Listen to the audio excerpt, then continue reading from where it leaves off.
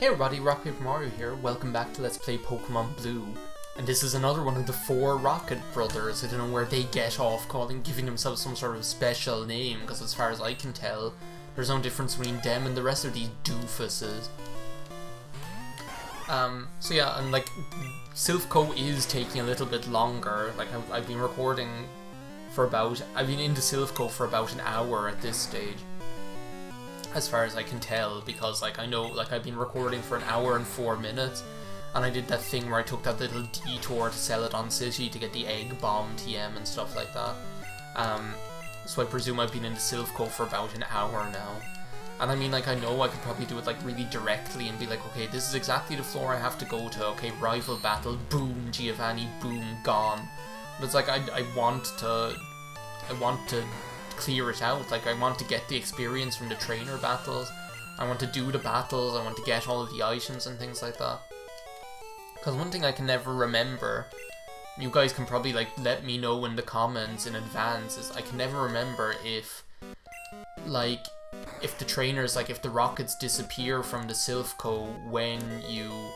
Okay, that's Swords Dance, I know that. I can never remember if the rockets disappear and like the trainers disappear from the Silphco when you complete it. I don't think they do, but if they do disappear from the Silphco, I kind of like prefer not to miss out on all of the experience, because that's like a lot of experience you'd miss out on.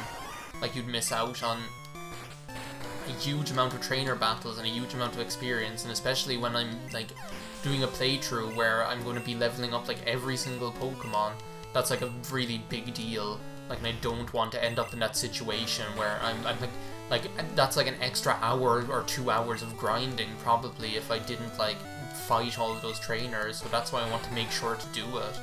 It's just good experience, and it's like, what else am I going to do in the LP? It's like, that's the whole point of a Pokemon game, is that you go through the game, you do the battles and stuff like that. He's finally going to learn Razor Leaf soon, just 5 more levels and then he'll learn Razor Leaf. I absolutely cannot wait. Mostly because Razor Leaf is cool and has a high critical hit ratio, just like Slash. But also because it is going to be Leafstone City once he does. Once we learn Surf, it's going to be so much easier to grind with Mr. Burn and things like that as well, like with grass type attacks, just because like it'll make it a whole lot easier, just because like I'll be able to use Surf, go to like the Seafoam Islands and just grind off of all the water type Pokemon that are there. Fuck, that did a lot of damage. I think I like rely too much on that like wrap strategy, and it makes me like forget how good Weeping Bell's like attacking stats are, and they're only going to get even better once I evolve him into form of a Victory Bell.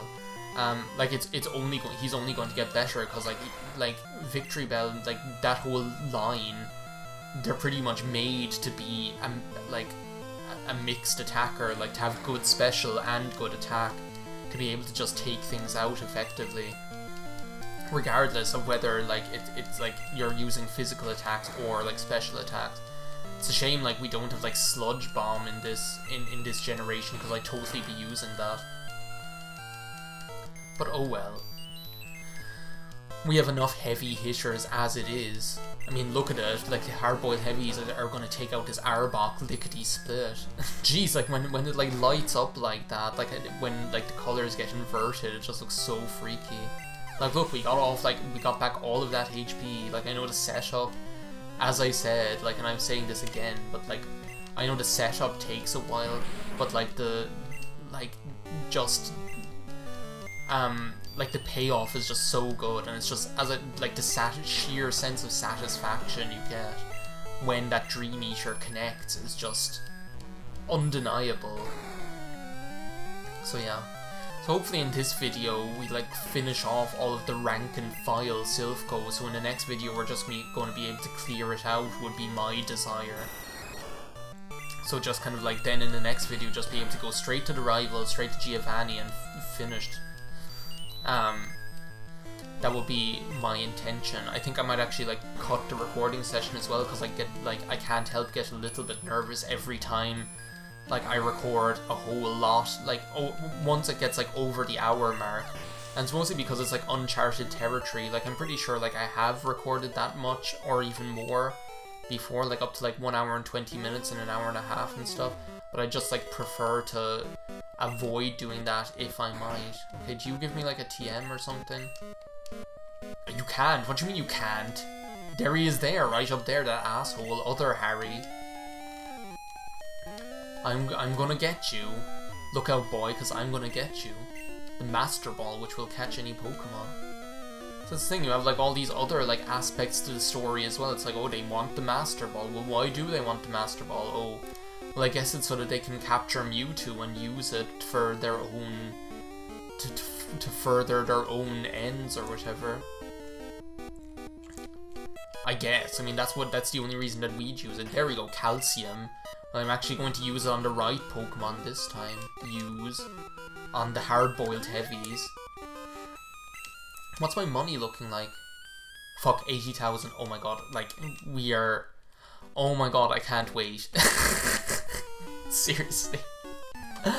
I still haven't even talked about, like, why I'm so excited about that, but, like, I've made so much money, and I'm delighted to have made so much money.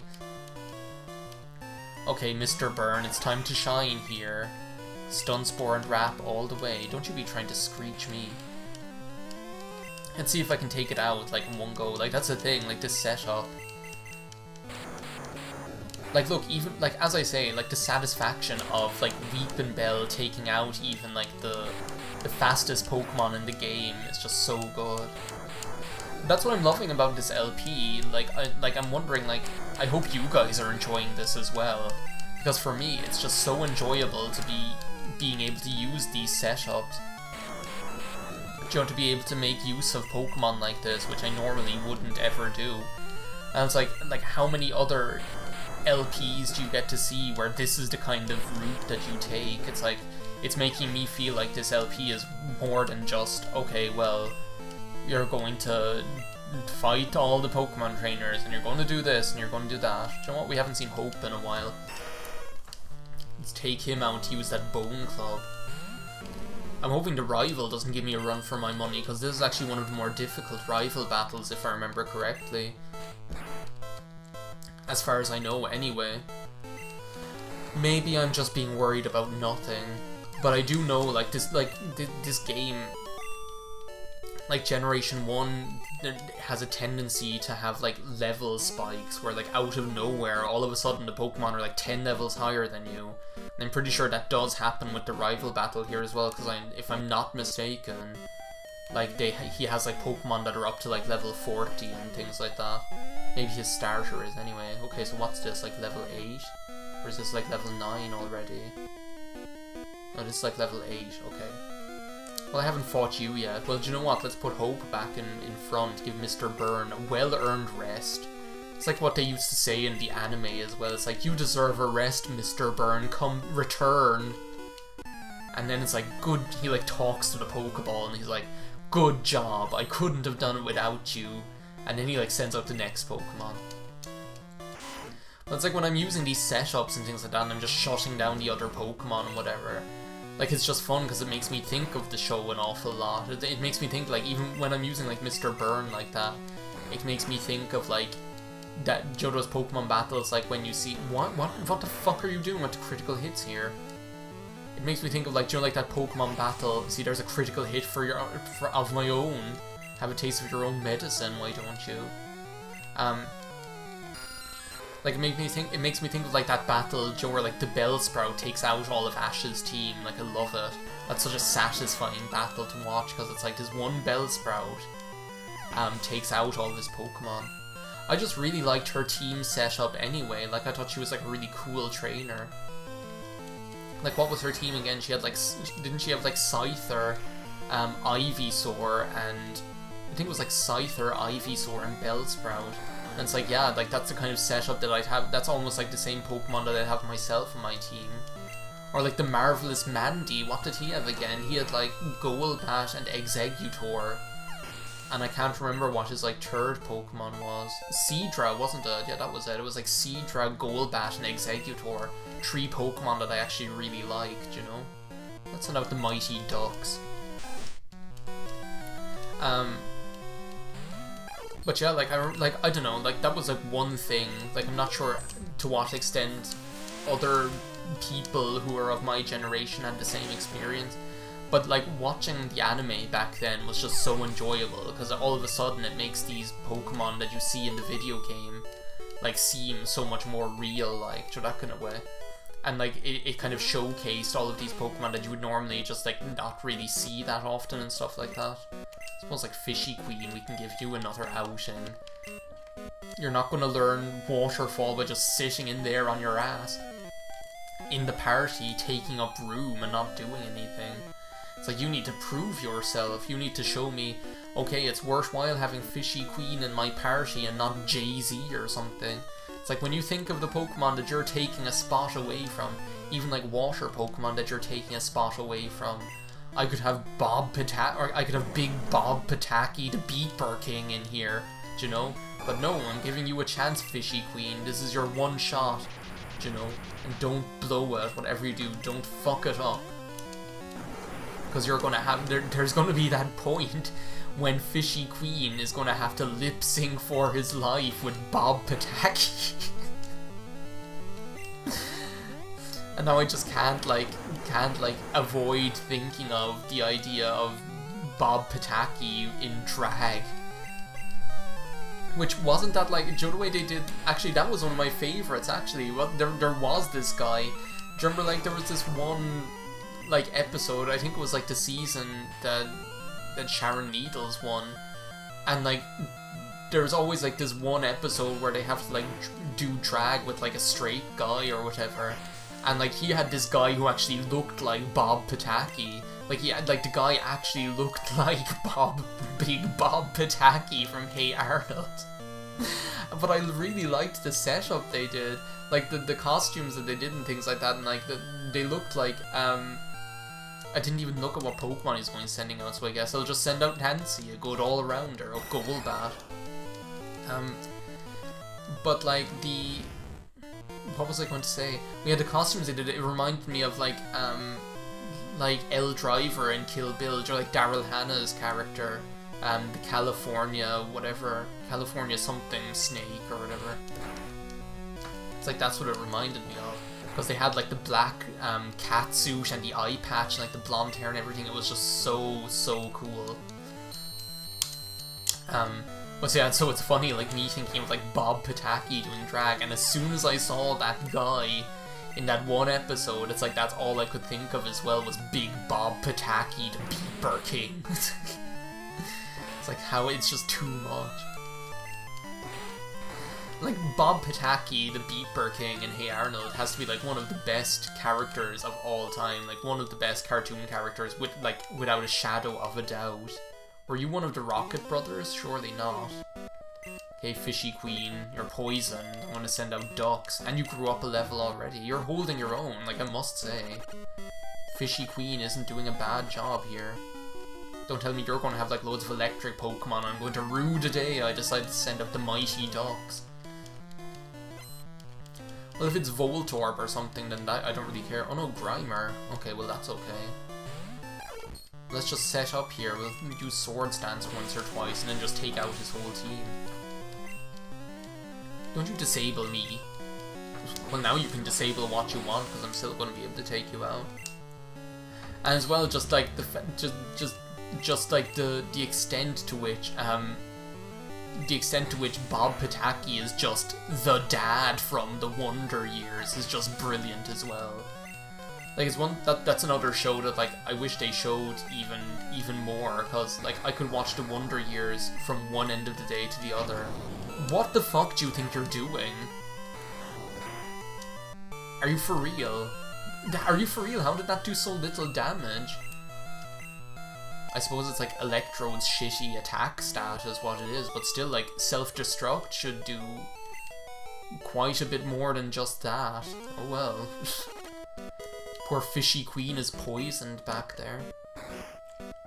But I remember they used to show the Wonder Years, like there was a while, it was like some summer holidays that like they used to show.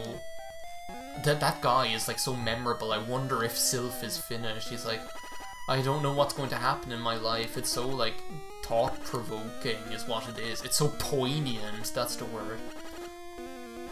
So here we are, we're heading up to the 9th floor, so I'm going to take advantage of that to go and heal my pokies.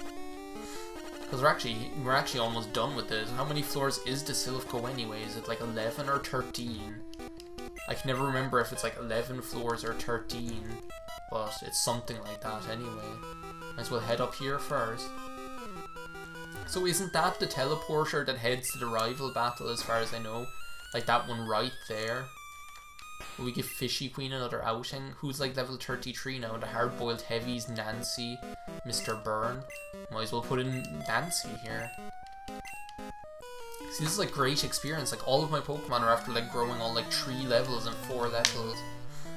But yeah, there was like one summer holidays that they used to show the Wonder Years on like something like ITV3 during the day, and I watched it like all summer. And I think that's like when, because I used to see it like earlier, like when I was younger, they used to show it on some other channel and my dad used to watch it. But like I didn't really like fall in love with it until I watched it like that summer when they used to show it every afternoon on ITV3. Like that's when I actually like fell in love with the show, because I just think it's so like, it's so warm, like the same sense that I've talked about this like when I've talked about video games a lot, just this kind of like warm, heartwarming kind of heart. Like that's what it has, like that program has like that whole, oh, it's like a warm, heartwarming, heartful show. And it's just very like easygoing and relaxing to watch, you know? To the extent that I could just watch it till the cows come home, it's so good. The hard-boiled heavies are ridiculous, like the hard-boiled heavies are just like tearing things up. Oh yeah, but I don't think I ever like finished that thought, did I? When I was talking about like Sonic Mania, it's like, oh, the LP will happen, don't worry. But it's like, I kind of want to devote the time that I didn't devote to this and to Shenmue 2 while Summertime Radness was on. I want to devote that time to them now. Like, I'm not even sure whether I'll do like a Halloween showcase or a Halloween special this year. Like, I know last year I kind of went off the deep end. Like, I had like I did Bulb Boy.